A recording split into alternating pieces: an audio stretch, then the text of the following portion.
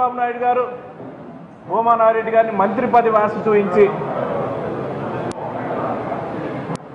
YSR party నుంచి తన పార్టీలోకి తీసుకొని 1 సంవత్సర కాలం నుంచి కూడా మంత్రి పదవి ఇవ్వకపోవడం వల్ల మానసిక శోభకు గురి అయి ఈరోజు పిల్లలు దిక్కులేని వాళ్ళు అయినారు.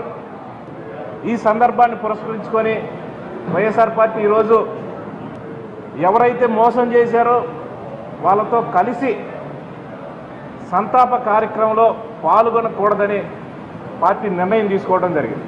చనిపోయిన 10 సంవత్సరాల తర్వాత కూడా వాదార్పు యాత్రలని తిరిగినటువంటి ఒక వ్యక్తి సహచర శాసనసభ్యుడు, నిన్నటి వరకు ఆయన పక్షాన పనిచేసినటువంటి ఒక వ్యక్తి ఈ దేశంలోనే రాష్ట్రంలోనే ఎక్కడా జరగనటువంటి కొత్త సాంప్రదాయానికి ఈరోజు ఈ శాసనసభలో తీసుకురావడం అనేది చాలా బాధ కలిగిస్తుంది.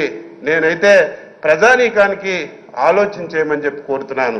ఇటువంటి వ్యక్తులు ఈ సమాజానికి అవసరమా? ఈటువంటి సభల్లో అవసరమా?